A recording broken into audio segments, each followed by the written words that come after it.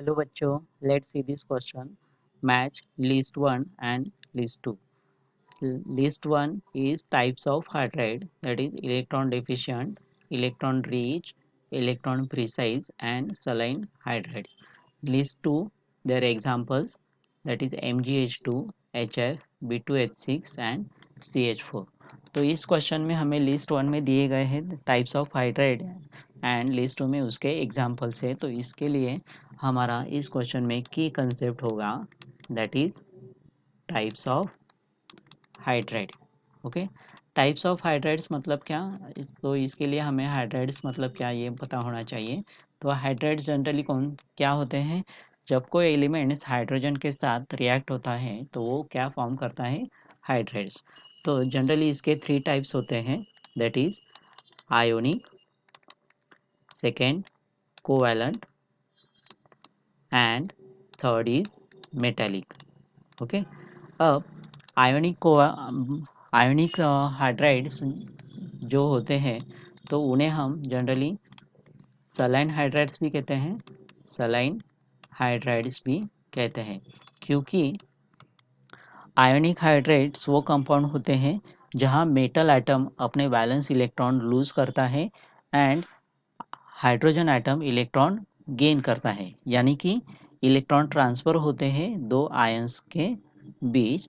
तो ये क्या हुआ हमारा आयोनिक हाइड्राइड। अब कोवैलेंट बॉन्ड में generally hydrogen bond non metal के साथ कोवैलेंट बॉन्ड बनाता है, तो इसीलिए ये क्या हुए हमारे कोवैलेंट हाइड्राइड। एंड नेक्स्ट है हमारा मेटालिक हाइड्राइड। मेटालिक हाइड्राइड्स मतलब का क्या? जब कोई metal more reactive metal hydrogen के साथ रिएक्ट होता है तो वो मेटालिक हाइड्राइड फॉर्म करते हैं।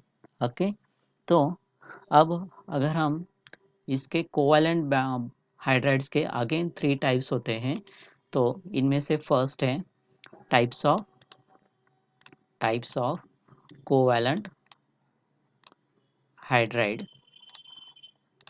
तो इसके सब टाइप्स होंगे, first electron deficient hydride, electron deficient hydride. Electron deficient hydride generally वो होते हैं जो ग्रुप 13 के एलिमेंट्स के साथ हाइड्रोजन रिएक्ट होने के बाद वो इलेक्ट्रॉन डेफिशिएंट हाइड्राइड फॉर्म करता है। For example B2H6। Second type है इसका, that is electron precise hydride. Electron precise hydride generally group 14 के एलिमेंट के साथ हाइड्रोजन रिएक्ट होके इलेक्ट्रॉन प्रिसाइज हाइड्राइड फॉर्म करते हैं। For example CH4। एंड इसका थर्ड टाइप है that is electron rich hydride, electron rich hydride. तो ये जनरली ग्रुप 15 टू 17 के बीच जो एलिमेंट्स होते हैं उनके साथ हाइड्रोजन रिएक्ट होके इलेक्ट्रॉन रिच हाइड्राइड्स फॉर्म होते हैं। For example HF, NH3 etcetera.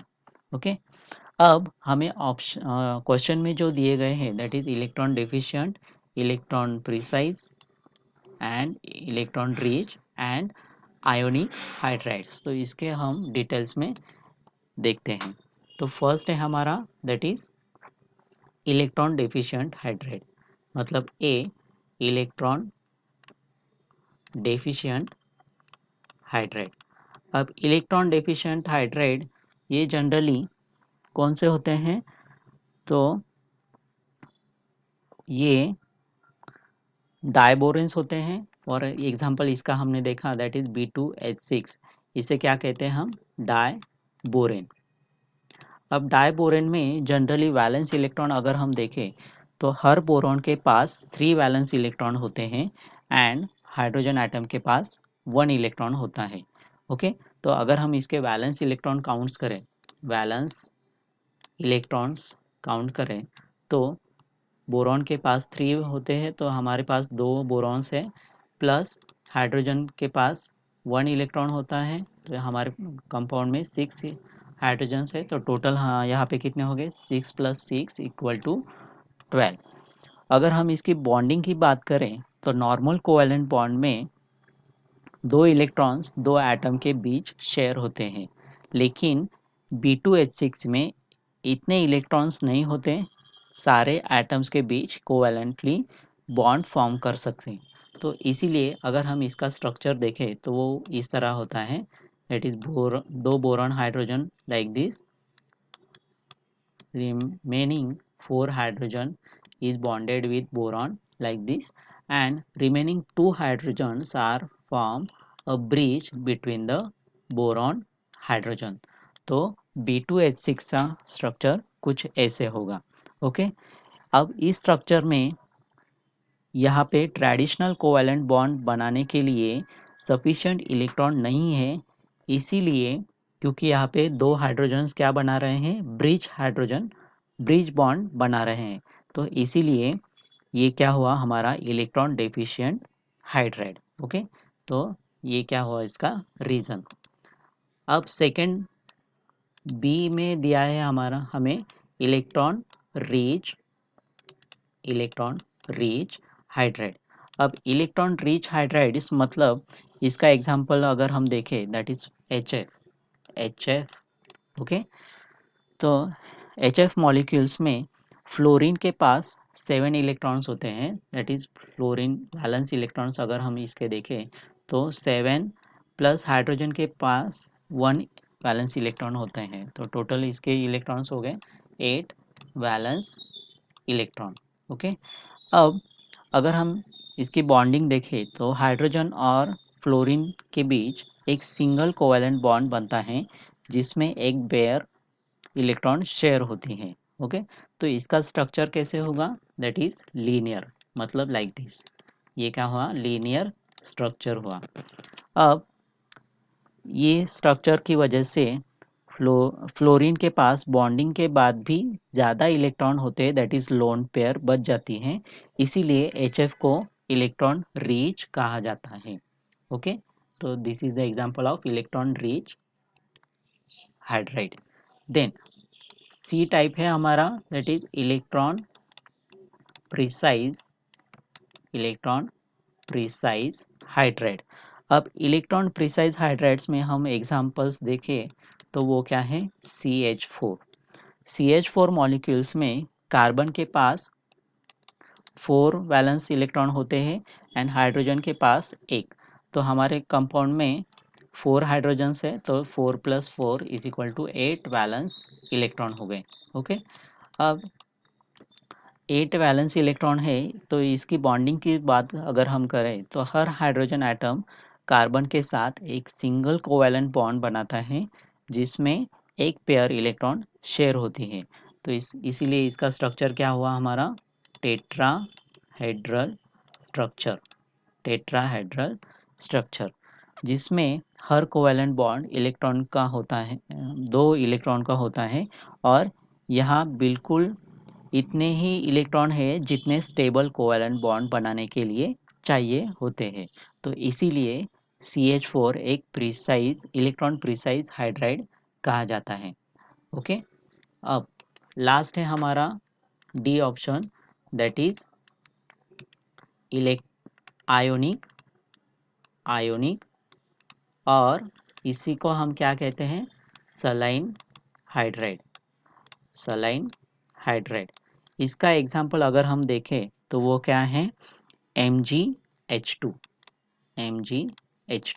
मतलब magnesium hydride.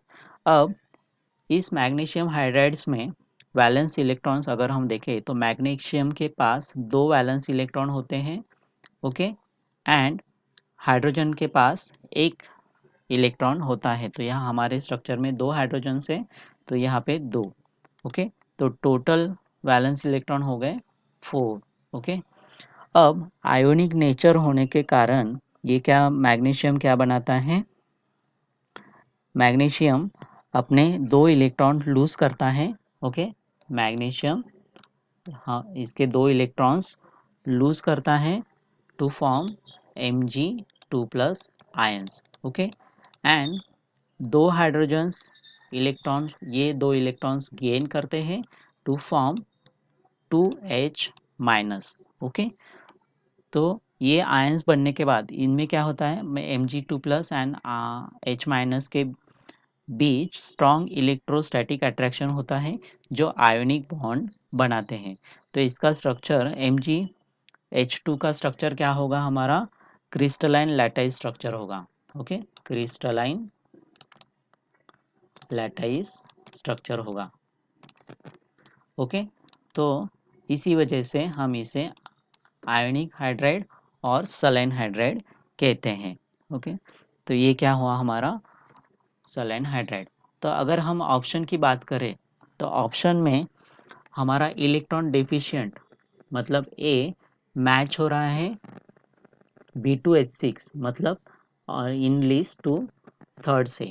Okay, B match हो रहा है इलेक्ट्रॉन रिच इज ऑप्शन 2 से मतलब HF के साथ। सी मैच हो रहा है इलेक्ट्रॉन प्रिसाइज मतलब CH4 ऑप्शन 4 के साथ। एंड सलन हाइड्राइड मैच हो रहा है दैट इज MgH2 मतलब ऑप्शन 1 के साथ। ओके, तो ये सीक्वेंस कौन से ऑप्शन में दिया गया है, दैट इज ऑप्शन ए में। Okay, A3 B2 C4 and D1. Our final answer is option A. I hope you understand it well. Best of luck.